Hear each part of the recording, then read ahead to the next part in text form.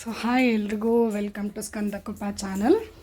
ಇವತ್ತು ನುಗ್ಗೆ ಸೊಪ್ಪಿನಿಂದ ಮಸಾಲೆ ರೊಟ್ಟಿ ಮಾಡೋದನ್ನು ಶೇರ್ ಮಾಡ್ತಾಯಿದ್ದೀನಿ ವಿಡಿಯೋ.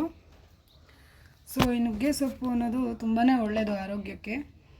ಈ ಮಕ್ಕಳೆಲ್ಲ ಏನು ಮಾಡ್ತಾರೆ, ಈ ನುಗ್ಗೆ ಸೊಪ್ಪಿನ ಪಲ್ಯ ಅಥವಾ ಸಾಂಬಾರು ಇದನ್ನೆಲ್ಲ ಸ್ವಲ್ಪ ತಿನ್ನೋಕ್ಕೆ ಇಷ್ಟಪಡೋದಿಲ್ಲ, ಅವ್ರು ತಿನ್ನೋದಿಲ್ಲ. ಹಾಗಾಗಿ ಈ ಥರ ಒಂದು ಸ್ವಲ್ಪ ಸೊಪ್ಪು ತರಕಾರಿ ಎಲ್ಲ ಹಾಕಿ ಸ್ವಲ್ಪ ಮಸಾಲೆ ರೊಟ್ಟಿ ಮಾಡಿಕೊಟ್ರೆ ಒಂಚೂರು ಇಷ್ಟಪಟ್ಟು ತಿಂತಾರೆ. ನನ್ನ ಮಗಳಿಗೆ ಇಷ್ಟ. ಹಾಗಾಗಿ ಸ್ವಲ್ಪ ನುಗ್ಗೆ ಸೊಪ್ಪಿತ್ತು, ಅದಕ್ಕೆ ಸ್ವಲ್ಪ ಎಲ್ಲ ತರಕಾರಿ ಹಾಕಿ ಮಸಾಲೆ ರೊಟ್ಟಿ ಮಾಡೋಣ ಅಂತ ಮಾಡ್ತಾಯಿದ್ದೀನಿ. ಸೊ ಅವಳಿಗೆ ಈ ರೊಟ್ಟಿ ಯಾವ ಸೊಪ್ಪು ಹಾಕಿನೂ ಮಾಡಿದ್ರೆ ಇಷ್ಟ ಆಗುತ್ತೆ. ನಾನು ಸಾಮಾನ್ಯವಾಗಿ ನುಗ್ಗೆ ಸೊಪ್ಪು, ಮೆಂತ್ಯ ಸೊಪ್ಪಿದ್ರೆ ಮೆಂತ್ಯ ಸೊಪ್ಪು, ಸಬ್ಸಿಗೆ ಸೊಪ್ಪಿದ್ರೆ ಸಬ್ಸಿಗೆ ಸೊಪ್ಪು ಕೂಡ ಹಾಕಿ ಈ ಥರ ರೊಟ್ಟಿಯನ್ನು ಮಾಡ್ತೀನಿ. ಇದಕ್ಕೆ ಸ್ವಲ್ಪ ಈರುಳ್ಳಿ ಸಣ್ಣ ಸಣ್ಣದಾಗಿ ಹೆಚ್ಕೊಳ್ಬೇಕು. ಜಾಸ್ತಿ ಈರುಳ್ಳಿ ಹಾಕ್ಕೊಂಡ್ರೂ ಚೆನ್ನಾಗಿರುತ್ತೆ. ಸಣ್ಣ ಸಣ್ಣದಾಗಿ ಹೆಚ್ಕೊಂಡು ಈರುಳ್ಳಿ ಮತ್ತು ನೀವು ತರಕಾರಿ ಬೇಕಂದರೆ ಏನು ಬೇಕಿದ್ರೂ ಹಾಕ್ಕೊಳ್ಬೋದು. ನಾನಿಲ್ಲಿ ಸೀಮೆ ಬದನೆಕಾಯಿನ ತುರಿದು ಹಾಕ್ಕೊಳ್ತಾ ಇದ್ದೀನಿ ಮತ್ತು ಸ್ವಲ್ಪ ಕ್ಯಾರೆಟು. ಸೊ ಇದನ್ನೆಲ್ಲ ಹಾಕೋದ್ರಿಂದ ಮಕ್ಕಳಿಗೆ ಇಷ್ಟ ಆಗುತ್ತೆ, ಒಂಥರ ರುಚಿಯಾಗಿರುತ್ತೆ, ಮಕ್ಕಳು ಇಷ್ಟಪಟ್ಟು ತಿಂತಾರೆ. ಇಲ್ಲಾಂದರೆ ಸೊಪ್ಪೇ ತಿನ್ನೋದಿಲ್ಲ. ಮಕ್ಕಳಿಗೆ ಹೇಗಾದರೂ ಮಾಡಿ ಸೊಪ್ಪು ತಿನ್ನಿಸ್ಬೇಕಲ್ವ. ಹಾಗಾಗಿ ಈ ಥರ ರೊಟ್ಟಿ ಎಲ್ಲ ಚೆನ್ನಾಗಿರುತ್ತೆ. ಸೊ ಇದಕ್ಕೆ ಸ್ವಲ್ಪ ಗೋಧಿ ಹಿಟ್ಟು, ನೀವು ಬೇಕಂದರೆ ಜೋಳದ ಹಿಟ್ಟು, ಗೋಧಿ ಹಿಟ್ಟು, ಅಕ್ಕಿ ಹಿಟ್ಟು, ರಾಗಿ ಹಿಟ್ಟು ಎಲ್ಲ ಮಿಕ್ಸ್ ಮಾಡಿ ತಾಳಿಪೆಟ್ಟು ಅಂತ ಹೇಳ್ತಾರಲ್ಲ, ಆ ಥರನೂ ಮಾಡ್ಕೊಳ್ಬೋದು.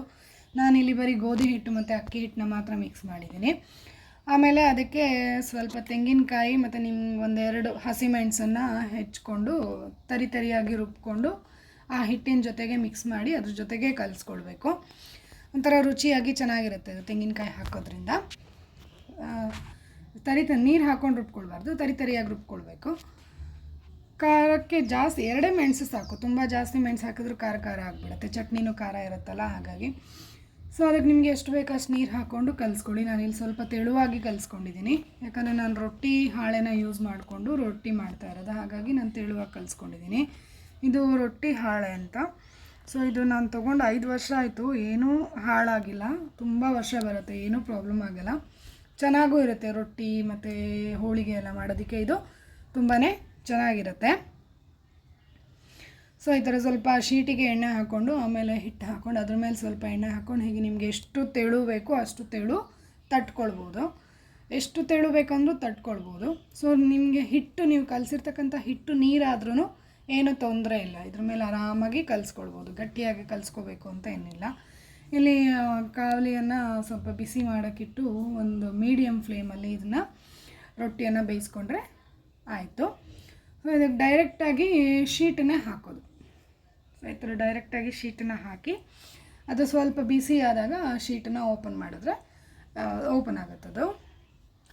ಒಂದು ನಿಮಿಷ ಬಿಟ್ಟರೆ ಸಾಕು, ಅದು ರೊಟ್ಟಿ ಬೆಂದಾಗ ಅದು ಶೀಟು ನಿಧಾನಕ್ಕೆ ಹೀಗೆ ತೆಗೆದ್ರೆ ಓಪನ್ ಆಗುತ್ತೆ. ಸೊ ನಿಧಾನಕ್ಕೆ ಹೀಗೆ ತೆಕ್ಕೊಂಡು ಮತ್ತು ಪುನಃ ಅದರ ಮೇಲೆ ಸ್ವಲ್ಪ ಎಣ್ಣೆ ಹಾಕಿ ಅದನ್ನು ಎರಡೂ ಸೈಡು ಬೇಯಿಸ್ಕೊಳ್ಬೇಕು. ಎರಡೂ ಸೈಡು ಒಂದು ಸ್ವಲ್ಪ ಕಾಯಿಸ್ಕೊಂಡು ಸ್ವಲ್ಪ ರೆಡ್ ರೋಸ್ಟ್ ಬೇಕಂದರೆ ರೋಸ್ಟ್ ಮಾಡ್ಕೊಳ್ಬೋದು. ಇಲ್ಲ ನಮಗೆ ಮೆತ್ತಗಿರೋ ರೊಟ್ಟಿ ಇಷ್ಟ ಅಂತ ಹೇಳಿದ್ರೆ ಸ್ವಲ್ಪ ಇಷ್ಟೇ ಸಾಕು. ಸೊ ಮೆತ್ತಗೆ ಚೆನ್ನಾಗಿರುತ್ತೆ. ಇಲ್ಲ ರೋಸ್ಟ್ ಅಂದರೆ ರೋಸ್ಟ್ ಮಾಡಿಕೊಂಡ್ರೆ ಬಿಸಿ ತಿನ್ನಬೇಕು, ರೋಸ್ಟು ಚೆನ್ನಾಗಿರುತ್ತೆ. ಸ್ವಲ್ಪ ಜಾಸ್ತಿ ಕಾಯಿಸ್ಕೋಬೇಕಾಗುತ್ತೆ, ಅವಾಗ ರೋಸ್ಟ್ ಆಗುತ್ತೆ. ಸ್ವಲ್ಪ ಎಣ್ಣೆ ಜಾಸ್ತಿ ಹಾಕಿ ಕಾಯಿಸ್ಕೊಂಡ್ರೆ ರೋಸ್ಟಾಗಿ ಚೆನ್ನಾಗಿರುತ್ತೆ. ಸೊ ಮಕ್ಕಳೆಲ್ಲ ಇಷ್ಟಪಟ್ಟು ತಿಂತಾರೆ. ನೀವು ಒಂದು ಸತಿ ಟ್ರೈ ಮಾಡಿ. Thank you for watching.